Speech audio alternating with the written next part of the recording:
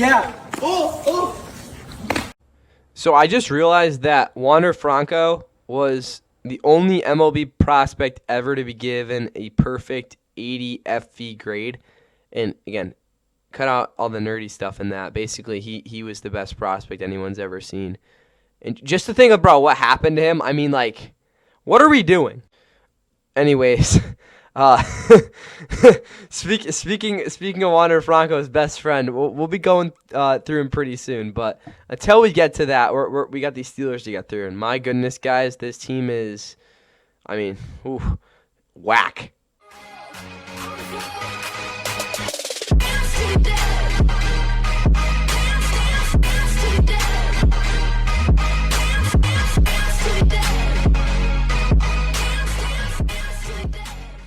And with that, what is going on, guys? Welcome back to Fun NFL. Please like and subscribe. Hope you all are ready for this Pittsburgh Steelers version of the roster grading evaluation series. Yeah, we're almost done with this. Tier week's just around the corner. It's pretty insane to think that, again, how far we've come with this. Like, literally, like, almost 3 months ago we did this. That's actually insane. But as y'all know, Aaron Rodgers in this squad. I just gotta do that. Does it work now? Yeah, there we go. This is a very peculiar football team. Again, it's the title suggested. This is the exact same team as it was last year. This team has gone over 500 every year since Mike Tomlin was hired. Oh, wait, he's gone now. Expect them to suck this year. Yeah, but again, this is the only new head coach. Mike McCarthy is their only their fourth head coach in the last 60 years, which is just absolutely diabolical. But that's where they're at. And again, if you saw the intro, you all know again who the next team's going to be. Again. Really did a good job hiding that. But anyways, back on topic with this, we will be going through the Steelers' entire roster today, and I'll give you guys all my thoughts on this group. There's definitely some really good players. There's definitely some things going on. But anyways, we'll be getting through it. Quarterback position, then we'll do skill positions after, and everything that follows. And as I mentioned, with every single roster, if you have not watched previous ones and you really want to know what's going on, go check out the Jaguars one. It's the first one we did back in late May. That'll tell you all everything you need to know about that. That was I think the first timestamp of that one. We'll get y'all. It will be sufficient for y'all. But anyways, again, quarterback position here for the Steelers team. It is a deep group. Is it a good group?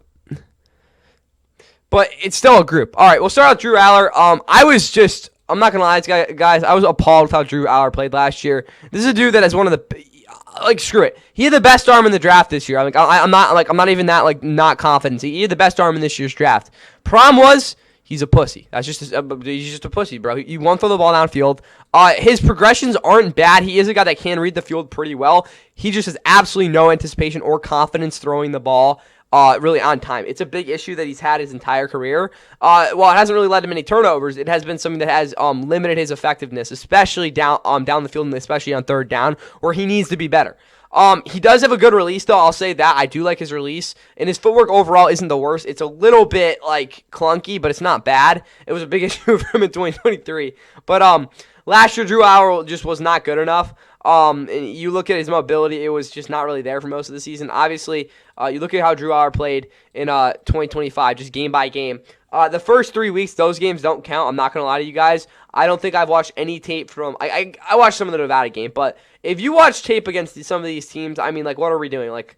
I'm not going to – if you watch his tape against Nova, I mean, he was awful against Nova, but then obviously the whiteout game. This is the game that I was. This is really the game that did it for me. They lost to UCLA. I'm not even gonna lie. It wasn't really his fault. That defense was absolutely terrible. Then I guess he played part of the Northwestern game, but still, the Oregon game. It was so frustrating to watch. But still, he should have a good shot at making this team. I don't even know if he will though. That's the thing, because Drew Aller's in a weird spot there. He'll probably be in the practice squad if I had to guess. And if I were another team, I'd pick him up to be my backup or third string or fourth string. I don't know. He's in a weird spot, but he's definitely good enough to be on a roster. Will Howard's the third string quarterback. I really don't know where they were going with this. He could have started before the Aaron Rodgers situation. Obviously, when the national championship 2 years ago, he rode the pine last year. He's clearly not as good as Mason Rudolph in a lot of ways. We'll see them competing in training camp, but again, he didn't win the job last year. I don't really expect that to change much this year. He's definitely a more talented guy than Mason Rudolph in a lot of ways, but at the same time, they're very, very similar quarterbacks in their overall capabilities. Then you have Mason Rudolph, who's bounced around a lot. Obviously, started the back half of the 2024 season with the Titans. He really wasn't that great. Again, it still was somewhat productive over the middle of the field. But again, you look at Mason Rudolph, other than that 2019 season where he had, again, I guess somewhat of a positive record, he still wasn't very good. He's basically been the spot starter for the Steelers as their backup really every year since then. So, yeah, for Mason Rudolph, I expect him, not really much else did to change. Obviously, he started one game last year. He mixed results, again, versus the Bears. You look at his numbers last year. The Bengals game he played some of, but that game really didn't matter. That game was like a blowout. The Bears game, though, he really was good, honestly, outside of the numbers. Everyone's going to talk about the Nation right interception he threw, but he was really good out there. Other tape I saw from him, he kind of struggled to get the ball kind of layered over the top there on the sideline, though, which is kind of an issue. And I think overall his mechanics were kind of fucked up. But still, Mason Rudolph's not a bad backup. Obviously, starter is Aaron Rodgers. Aaron Rodgers is old. I don't think anyone that's probably the most insightful thing I've ever said in my life. But still though, you look at Aaron Rodgers at this point in his career. Thankfully, he threw the least amount of interceptions he threw since the 2021 season where he won MVP. But Aaron Rodgers is washed at this point, guys. We know this is his final ride. Again, we all know he's going to retire after the season. Maybe, I don't know. You never can trust Aaron Rodgers' word, but still. Really his profile at this point in his career, again, I said it back in about the 2024 season, he can't move. That's just the biggest thing to say here. While he only took 29 sacks last year, again, if your offensive line in any effect can't maintain blocks, it's very, very hard for this offense to be productive. Also, he still doesn't throw the ball over the middle of the field. Throughout his career, that's always been an issue. As much as people talk about he's the most talented quarterback ever, which in a lot of ways is true, the biggest criticism I always have had of him in terms of his actual tape is the fact that over the middle of the field, he has not ever really been a guy that's, ID gaff, that's never really been something that he's adopted there over the middle of the field. Obviously, the fade balls up to the numbers, back shoulder throws, he's still really, really good on. Can still create a lot of big plays, but basically, I think this year, this offense, even similar to what we saw in 2024, Justin Fields and Russell Wilson, it's going to be a lot of dump offs and productive yak yardage in these underneath designs, which are very, very hard to manufacture offense out of, and some big plays down the sideline. But from Aaron, I have to adopt at least some sort of willingness to throw over the middle of the field. It's not that he hasn't had like above average numbers over the middle, because it has. It's just a spray chart and just what I've seen on tape. It is not somewhere he loves to throw the football, which it's kind of bizarre, to be honest with you guys, because the guy with his sort of talent, it's like, what are we doing? But still, he's obviously 43 now. He's severely limited in that mindset. I'm still going to give the quarterback position for them overall a C+. I think that Mason Rudolph is a respected backup, despite some of the issues you may see from him here and there. And Aaron Rodgers, I still think is going to be an average guy for you. Obviously, more likely a C, because Aaron, again, at this point, is like, he can't do a ton, but still, he gives you stable play at the end of the day. So 30 points there at the quarterback position. Let's look at the skill position and see how that has changed throughout the offseason. Okay, guys, now moving into this Steelers not special team. I mean, I guess they're special. Some of these guys are they're definitely special people. But we are going to look at these skill positions here for the Steelers. It's a group that last year had a pretty rough season overall. There were definitely some games, the wild card, where there were certain players not really doing their jobs, or the Lions game, at least they won. Jaylen Warren did his job in that one, but other guys didn't. But anyways, we'll go through running back first, and then we'll see how the other things look. But obviously, this is definitely a group that is not the greatest. All right, Jaylen Warren's, I guess, their starter for now. Last year, he led them in rushing with 958 yards. As a receiver, I mean, he wasn't really bad either. Low-key, that was probably the best year of his career. Jaylen Warren last year, he's a guy that I still think is a little bit of a victim of not really being a guy that has gotten a complete, true starting workload really at all in his career.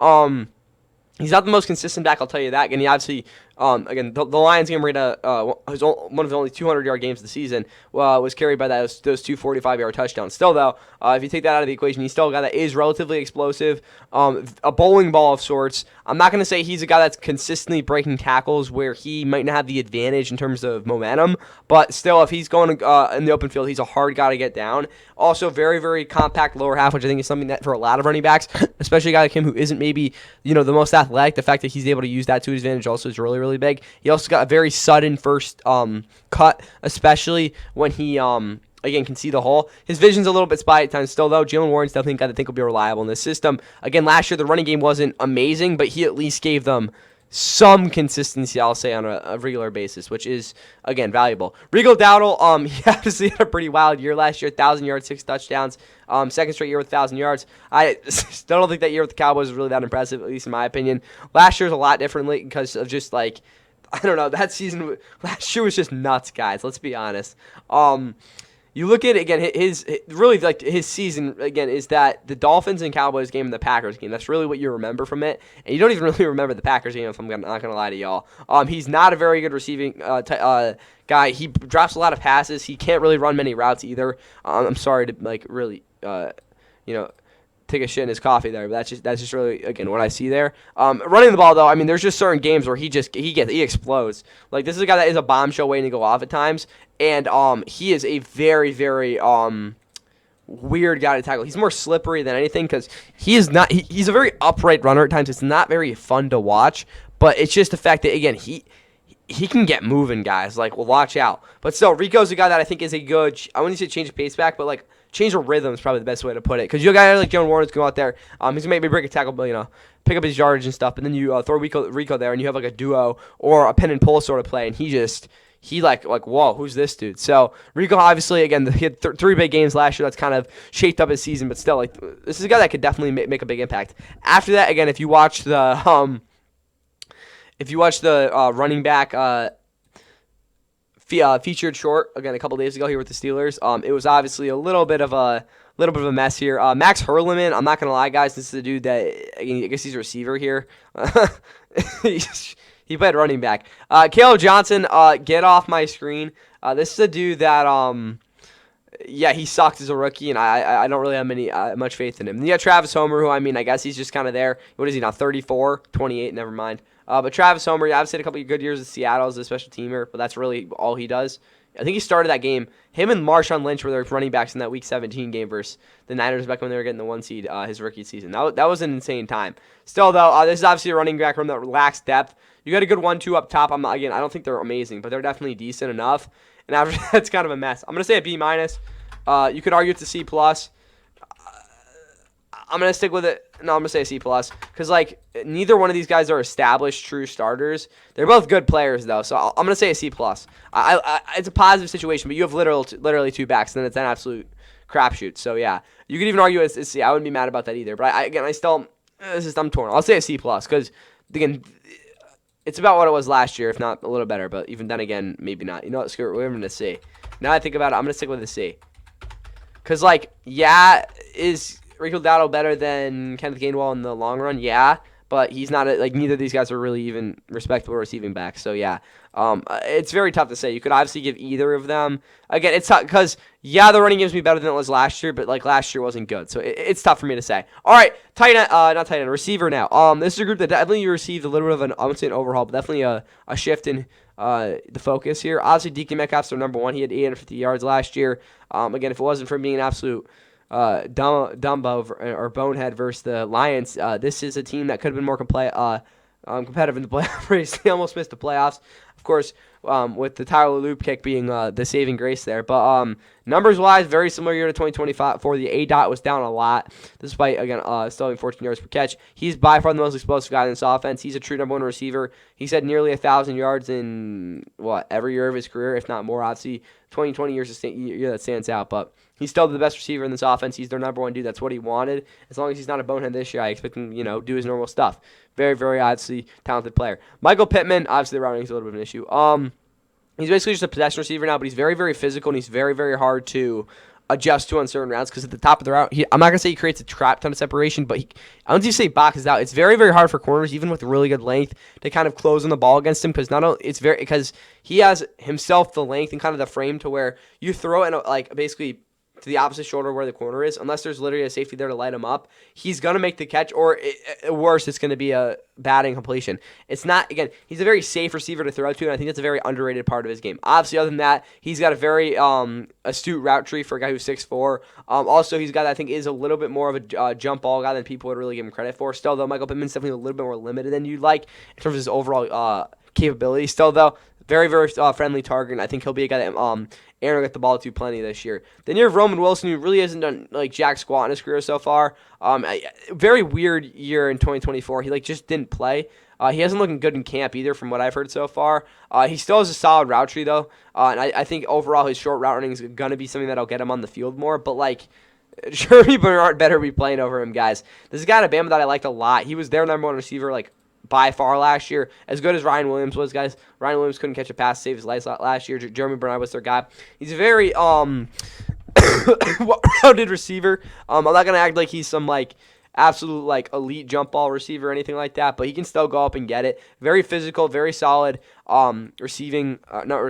Release package, nothing insane though. His route running, I think overall could definitely use a little bit of work, especially in terms of his in breakers, but still solid capabilities there. His route tree overall is very creative. I'm gonna be interested to see how they use him this year. And even as a yak guy, that's probably one of his better tools too. Very well-rounded receiver. The only issue with him is he's not like quite great at anything. Other than I think he has honestly really solid speed, and I think that is something that just kind of go under the radar with him. Then you have Ben Skowronek, who has basically been a special teamer since he's joined the Steelers. He's a really solid contributor for them there, though, so don't be surprised if he gets a lot of opportunities there, as you might expect him to. After that, it's a bunch of chuds. Max Hurlman was a running back a couple years ago.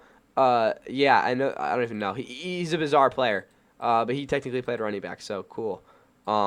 Yeah, but he's a special teamer, too. They got a bunch of good special teamers. That's something about the Steelers that I don't think anyone understands. Like, this is one of the best special teams units we've seen in a while. For me, though, you look at this receiving core, it's not great. I'm going to give it a C.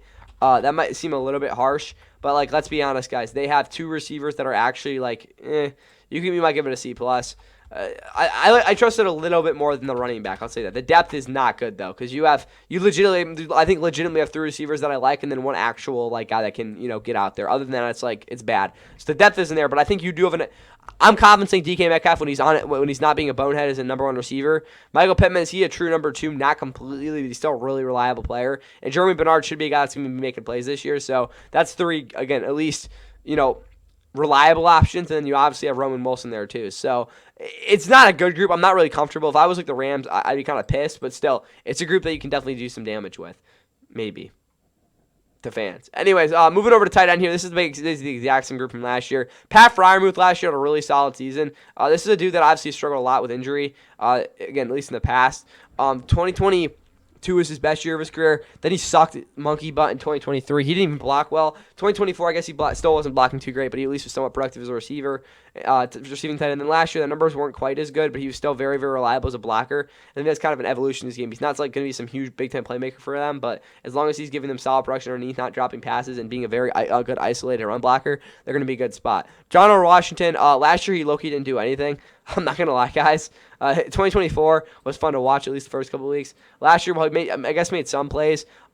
He's too slow like as a vertical dude. Obviously, still a guy that can be a powerful run blocker at times when he's not getting out leveraged, but he's just such an awkward player. It's weird things with him, but they're still schematically getting him going. So we'll see what happens this year. You got Robert Tonyan, who has bounced around after that ACL injury with the Packers. I guess he played in 2022. I kind of forgot about that. He was their starter. Then he went to the Bears, kind of sucked. Then he went to the Chiefs last year, couldn't crack the lineup really at all. I guess we'll see what happens here. He's a guy that still has really, really good knowledge against zone, but that's really all he can do. So it's going to be kind of hard to see him be anything more than, I guess, an underneath check down guy. Then you have Jaheim Bell out of Florida State, who has been a guy that I still don't really think got in the run he should have in the past, but he's a guy that has very poor timing, and he really doesn't have any awareness in terms of creating space over the middle of the field. Then you have Riley Nowakowski out of Indiana.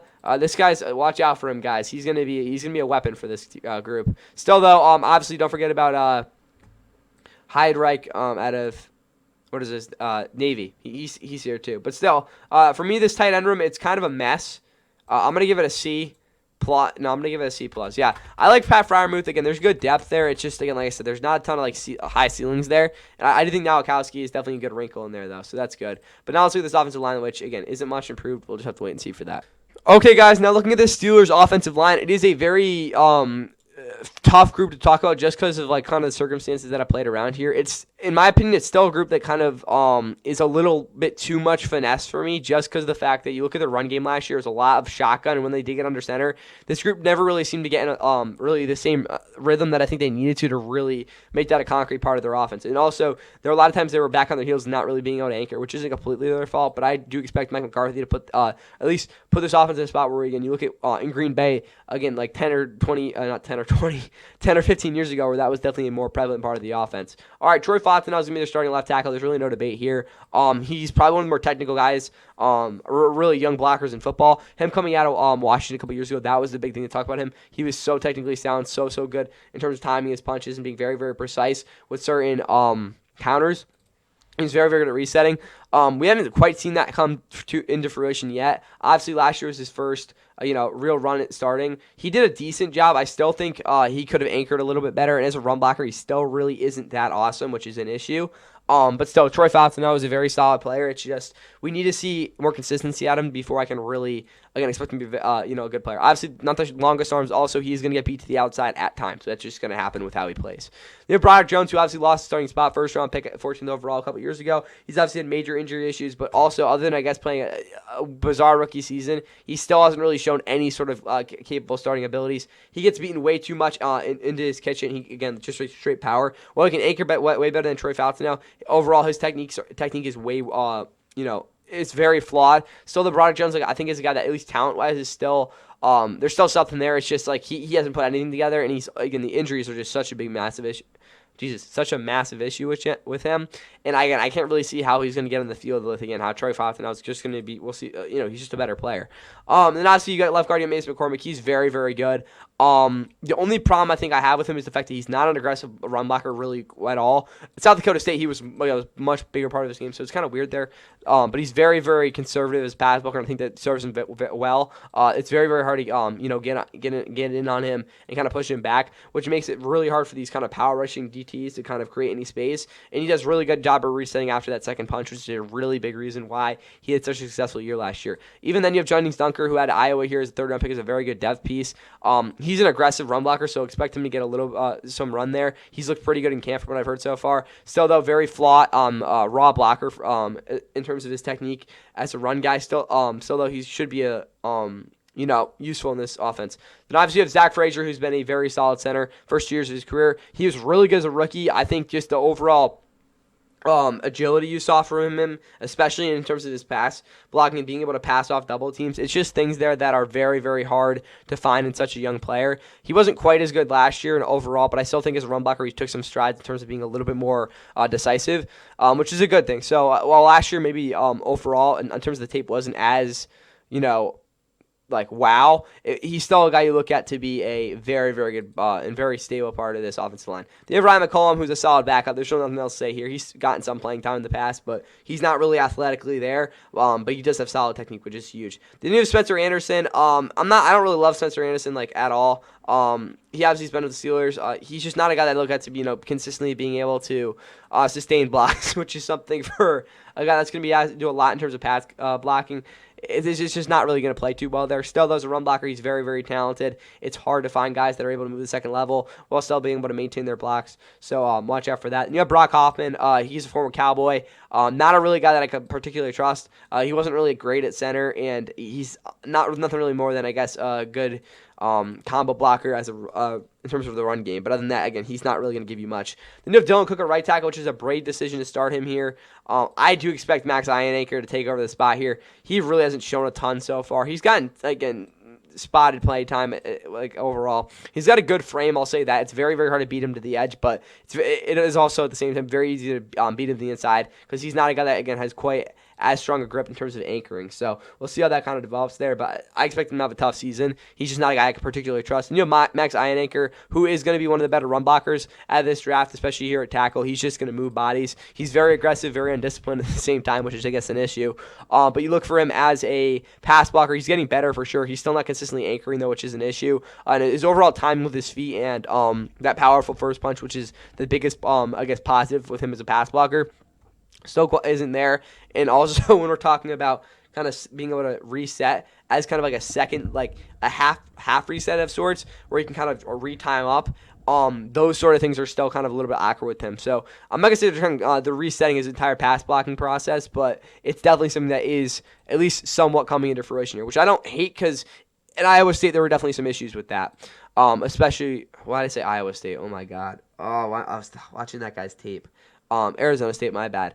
That was definitely something we saw a lot of. So, yeah, they were doing a similar thing with Iowa State's right tackle. So, Brain scrambled. Anyway, for me, this offensive line is a really fun group. Troy Falconeau, again, while he hasn't really put it together yet, only 1 true year starting, it's kind of hard to see there. McCormick, Frazier are really, really good. Spencer Anderson's like okay, and then Dylan Cook's not as awesome. It's kind of a mixed bag. I'll probably say a B-. Again, definitely the concern there at right tackle in terms of the actual like consistency you'll get there. But again, the fact you have 2 really reliable starters, and again, a guy like Troy Falconeau, who I really like, I'm going to probably say a B-. It's definitely probably the best part of this offense overall. That's going to be 14 points while it's still a little bit of an issue.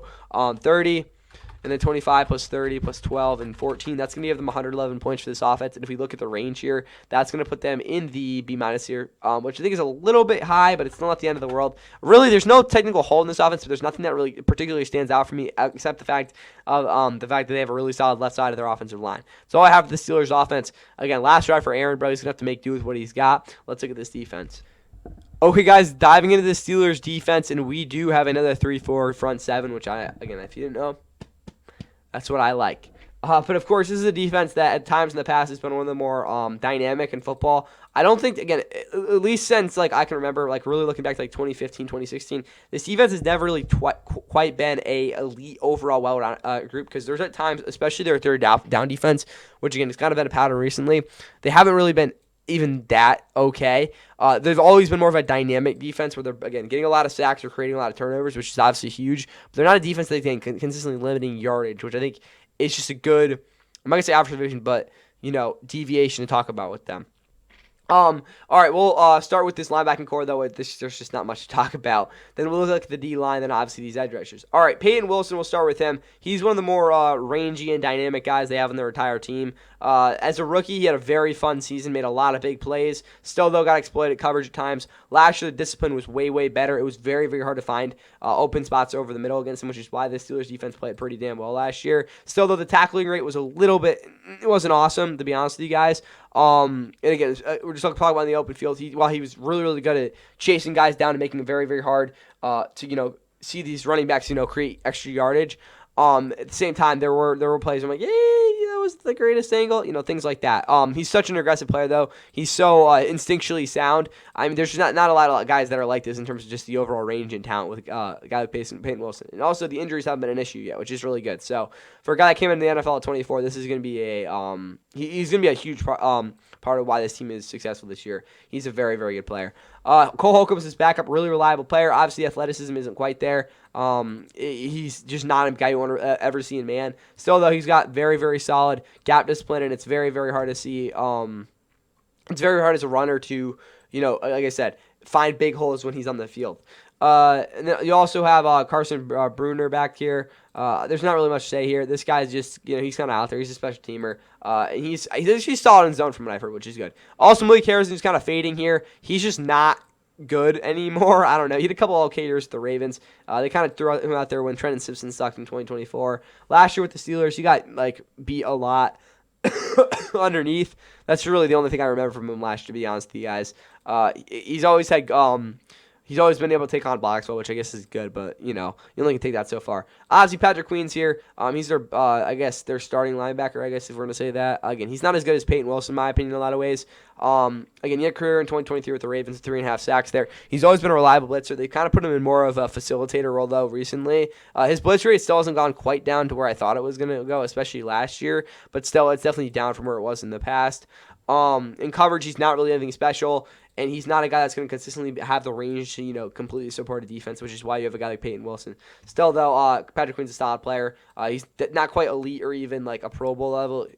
Take with that what you will. But Patrick Queen's still a really solid player. For me, on either linebacking core, a B+. That might be a little high for some people, but I really think Peyton Wilson is trending towards that A tier, if we're going to be honest. And again, Patrick Queen's a really solid player. And again, Cole Holcomb's a solid backup too. And they got at least some experience in Malik Harrison there. So I like what's the trend that's going on there, even if this linebacking core isn't quite one of the more dynamic groups in the league. But again, Peyton Wilson does deserve that respect because he's earned it. All right, let's look at this D-line.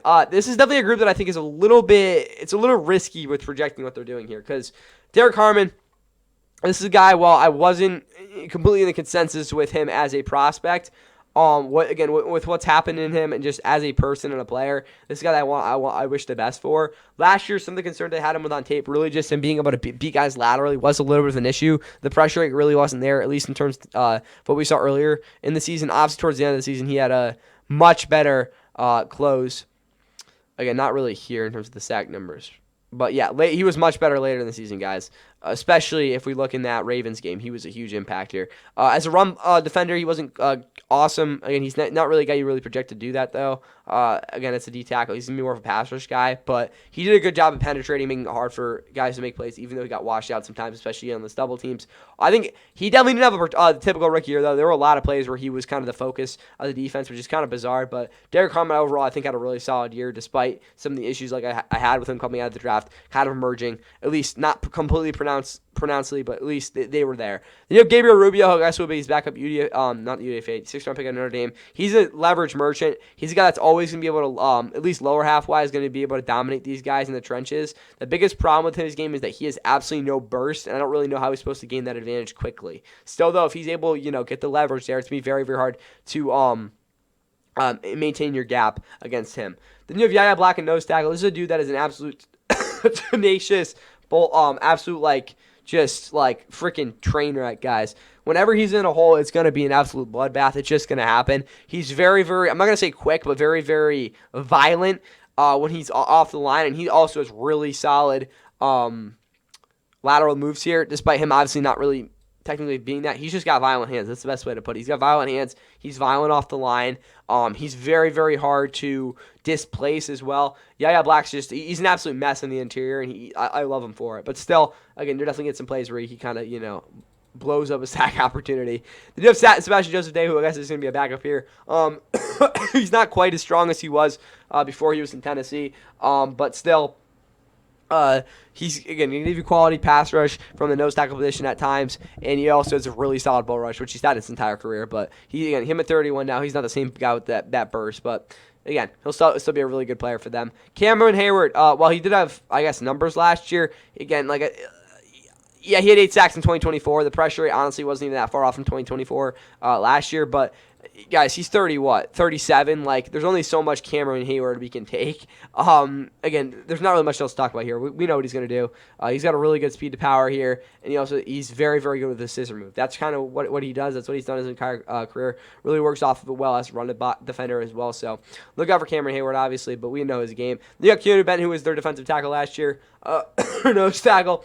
As a run defender, he got moved a lot more consistently, which is kind of a big concern for me last year. It's kind of the biggest takeaway. Despite him having a crazy pressure rate and having 5.5 sacks, Keanu Benton's a guy that I didn't really like coming out. At least I didn't grade him that well at Wisconsin, but he's turned into a really good player.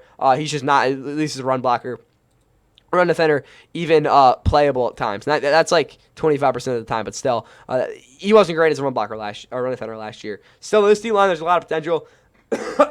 Cam Hayward's so old, but he's still getting it done. I'm going to do this group of B. I just what it screams for me. Derek Harmon's guy I really think could definitely emerge here. Keanu Benton, if he could be better against the run, we'll see what happens with him at nose tackle. Yaya Black, though, Sebastian Joseph Day are going to be really fun to watch. And then obviously Cameron Hayward. Can he not die because he's so old? But 16 points there. I like that D-line a lot. Now for the edge rushers, not really much to talk about here. It's basically the same group as it was last year, and if not better. TJ Watt, he's not the same player, even close to what he was even back in 23. The injuries last year was a little bit of an issue. Pressure rate wasn't even close to what it usually is. His least amount of sacks since, 2022.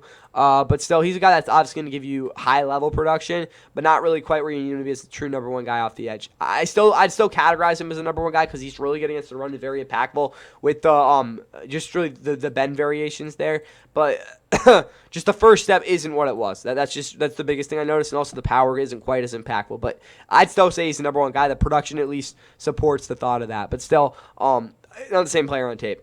What is he now? 31. Yeah, that's what I thought. You have Highsmith here. Alex Highsmith is a beast. I don't really need to say anything else, guys. He's ridiculous. Cool.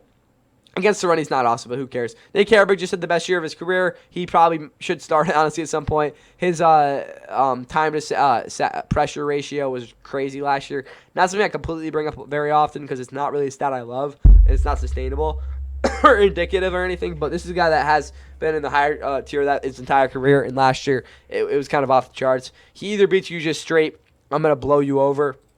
Power, it's not even a bull rush. I don't even know what to call it. Or I'm gonna shift you on the inside and cut you outside, and he's gonna cut you up like a freak or carve you up like a pumpkin. Other side, you have Jack Sawyer, who last year was not awesome. A lot of his pressures got stalled out because he doesn't have a really good counter, which is something coming into the year I was a little bit concerned about. But with him being so versatile and such a astute run defender, it really didn't matter with his overall impact on the field. Also really good in coverage for whatever that means in the terms of as a flat defender. But I'd really like to see him be a little bit more, a little bit more juice as a pass rusher. Then you have Jamin Davis. Well, obviously, he's one of the more athletic players in the league. That's kind of why he was drafted 19th overall with the Commanders back in 2021. But let's be honest, guys, he hasn't really been on the field in like a long time. So we'll see if he even makes this roster. But I'll be watching him on Thursday night on NFL Network against the Bills, something like that. I'll definitely be watching him there. But for me, the pass rush is still really good. I'll give that an A. Despite T.J. Watt not giving you that high-end number one production, I think they're fine. Steelers passes sure. Obviously, you get a super high ceiling with this group. I'm going to give it 44 points there. You could argue that it's only an A-, but screw you if you think that. Let's get into the secondary. I'm joking. All right, guys, for the Steelers secondary, as we round out this defense, it's honestly a group that I'm very excited to watch this year just because of how much aggression and how much anticipation and instinctiveness you're going to see out of this group. Because that's really the thing that highlights them here. Obviously, Joey Porter's the number one boundary corner. What exactly happened to him? I don't really know. I don't really even care either. He's a very boring player because he's literally just a man-to-man guy who's just basically playing a lot of press. And he's better in standard, but still, that's his whole game. He does a really good well in outside shade as well, and it's very, very hard to tell what's going on with him. In zone, though, he's basically useless. You're going to basically have him play man. There's really nothing else to say here. Joey Porter's a really boring lockdown number one corner. Cool. Jamel Dean's on the other side of him. He's a lot more finesse, but last year at the Bucs was arguably his best year in a while. Really ever since Sean Murphy-Bunting kind of in that one average year and then left for Tennessee. He's kind of been their like really only good corner other than John McCollum, who had a solid season last year. And he's taking definitely a bigger load. Number-wise, the numbers have definitely deteriorated a little bit, but separation rate-wise, still very similar. And on tape, still sticking guys just the way I thought he was going to be able to. A little bit of differences in terms of his mirroring, but there's not really anything too bad to talk about there. Their third guy's being Asante Samuel Jr., who didn't really sign until late in the season last year. He didn't really get a ton of playing time either. I think he's still getting used to the system. As a zone defender, expect him to be a lot more impactful over the middle of the field. And I do like his length, though. That was definitely something, while he didn't get a ton of playing time, him closing the ball and being able to break up passes was way better last year. Dalen Everett, who's third round pick last year at Georgia. I'm not gonna lie, guys. There's a chance he takes Jamel Dean's spot at some point this year. This is a guy that I like a lot.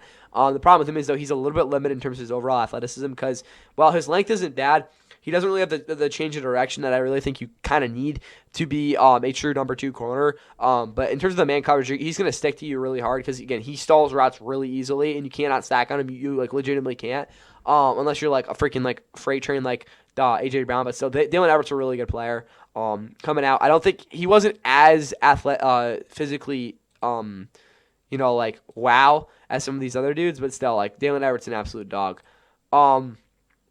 Georgia be producing these beasts. And then nickel, you have, again, Jalen Ramsey, who, if I'm not mistaken, they're trying to put him more into a star role. Last year at safety, he was honestly ridiculous. He was really good. Coverage-wise, I think he was like the third highest graded guy in the league. I didn't watch enough of his tape to get, honestly, a complete full picture on him. But on man, again, that was kind of the biggest thing. You get 2024 with Miami, while he wasn't by any means bad. As in 2023, he was really, really good. I think people don't talk about his 2023 season enough. He was really good that year. But the main coverage definitely took a little bit of a drop off in terms of him being, completely, covering these dudes up. But last year when he was kind of able to close out on these receivers, especially towards the boundary, he was just absolutely dominating. And even as like run defender, he was so impactful. But him back in the star role where he can kind of choose what he wants to do. Just the overall instinctiveness that we've obviously seen out of Jalen Ramsey, why he was the fifth overall pick back in 2016. Well, he's 31 now, guys. Jalen Ramsey's going to have an absolute blast this year. Brandon Nichols will be behind him. He did do a decent job last year. The problem is he simply can't consistently close up these receivers on the boundary. And also, you don't really see that overall instinctiveness come out with him enough, which I think is just the biggest thing there. But still, he's a pretty conservative and safe player, which isn't a bad thing in this defense. This quarterback room is really exciting to talk about because there's really no complete hole there. I'm gonna give them a B. Definitely pushing towards a B plus. We'll give it a B plus. I think Jalen Ramsey really does deserve that right. But still, though, it's not into the H here because neither Jamel Dean. You could argue it's A tier. This is actually a really solid group, but this is tough. I'm gonna say screw it, an A minus. I think they deserve it. Jamel Dean, I don't think is quite there, but he's proven to be play number one corner at times, and I just think that a guy like Jalen Ramsey, like with how well he played last year, I think it's fair to say that. Obviously, Joey Porter kind of carries the load there. I kind of forgot he existed for a second, but obviously the depth is good too. So you know, I'm gonna say an A minus. I like that group a lot. Now we move over to safety. This is definitely a tougher thing to talk about here. Deshaun Elliott's obviously been one of the more athletically and rangy, gifted safeties for a while now. He really hasn't really left him here at 29, like multiple bad injuries. He still is like the exact same athletic guy we've seen every single year. If not, when he was in the Lions in 2022, even more athletic. He's not very disciplined in coverage. You can definitely beat him on a double move here and there. But again, just talking about a pure matchup-based man-to-man safety, it's hard pressed to find better guys there. And he also closes out so well. And he actually sheds blocks well, too, which is huge, too. So he does a lot of these really critical skills super well. And also just on tape, he's very impeccable. He's going to be always around the ball making plays. He's a very good player. It's just the fact that there are times where he kind of gets put out of position or he's not in the field because he's injured. So kind of not the most reliable player, but you're going to get just high-level play out of him when he's going. Then Rashawn Jenkins, get him out of my face. He hasn't even been remotely respectful in coverage since he was with the Jags in 2022. And that was really just because he was a flat route merchant. But still, Rashawn Jenkins has experience. Jaquan Brisker is the free safety. He's going to be the true center fielder at times. I think him and Jalen Ramsey will be doing a lot of that together. He's very good at closing down against the run. Again, you really look at his first years in the league, that's kind of what he was asked to do. But again, it's a true one high safety who really has to read out the play. He's very good there too. The one I think big glaring problem about him is that when he's a man-to-man, his hip fluidity isn't really amazing, which I think at times kind of targets him there. Jack Henderson, probably Sebastian Castro, battling out for that other spot. Castro was a guy at Iowa who was very good at times there, but obviously he hasn't really gotten the playing time just yet. I'll be very interested to see what him and Anderson do on Thursday night, or even over the next couple of weeks over preseason to see who earns that spot. For me, though, this safety room is really a ton of fun to talk about, but there's just some things there that are a little bit concerning. I'll give them a B, though. I like that group a lot. You could even say I'm a little bit low on that. Brisker's a good player, but I'm not completely bought in on that group just yet. So if we got 27 and 16 and 44 and 20 and 24, that's going to give that defense an impressive 131 points, which is going to be a B+, which I think is where they belong. They got some elite players in that group, while, again, some of the older guys aren't quite as good. The developments in that secondary are definitely really fun to look at. And as I briefly mentioned earlier, guys, as we get into this last little segment here, again, this special teams unit is really freaking good. It's Chris Boswell is arguably the best kicker in football. While the kicking percentage last year wasn't amazing, again, his worst year, again, maybe in a while, he was still like absolute money. I think I had him in fantasy. Yeah, Chris Boswell is just, what is he now? 35. He's an absolute elite kicker. Cam Johnson, he's not my favorite punter. But he's got a big leg. I don't know who this dude is. All I know, he's really fast at Iowa. Like, he was a sprinter sort of fast, so we'll see what happens. And then Kuntz is a good long snapper. But overall, they just produce absolute beasts in terms of special teamers. Like, Max Hurleman and Ben Skoranek might be, like, first team All-Pros this year. That's how good that special teams unit is. I'm going to give it an A. I don't think I've ever given a special teams unit out, at least in a while, an actual A+, because it's so hard to get. But I'm going to give them, what is that? 3, 6, 9, 11 points there in special teams unit. And then we look at the depth of this team. Quarterback depth, I'm going to give a B-. I think Rudolph deserves that. Running back depth, I'd give a D. Maybe, I guess, we'll stick it at a D. So if we had to be honest, that's probably at a C so far. Receiver depth, I'm giving an F. Like, it's bad. Like, it's really bad. We'll give it a very nice D-, but that's still pushing them down to a C-. Tight end depth, they could probably give a B-, so we're probably still at a C. O-line depth, I like it. That's actually pretty damn good. So also that's a B+. That's probably going to put them up to a C+, if I'm being honest so far. D-line, I like. I'm going to still say we're at a C+, though. Overall, honestly, overall front seven, I think we're probably sticking at a C+. Secondary, honestly, maybe that pushes that to a B-. So, again, really, you look at this team. Again, the whole defense, I think, has good depth overall. There's not really one position I'm like, yeesh, that's going to be an issue. But again, you look at the offensive side of the ball, the receiver position, the running back position, it's kind of a mess. Other than that, though, they're not that looking too bad. So it's really just their primary skill positions where there's not a lot of depth. If there was, again, a couple more receivers there or another running back I was confident in, that could really push them up. Because honestly, that's really the only couple positions where there's even much issues at all. So that's going to give me 28 points there at the depth. Now for the identity of this football team. Hopefully, with Mike McCarthy in there, there's going to at least be some sort of change in terms of the overall scenery here. Offensively, they're going to be running a lot of different systems, so be ready for that. But for me and just this overall offense, I need to see those offensive linemen be more aggressive. If that happens, this is definitely more, frightening group. Defensively, I have high expectations for them this year. If TJ Watt can be even remotely elite at times, that would be huge. I'm really looking for Nick Herbert to take a big step up, though, so a lot of expectations there. That's going to be what carries them this team. And again, you just look at this team really overall. This is a Steelers team that's not won a playoff game since 2017, technically.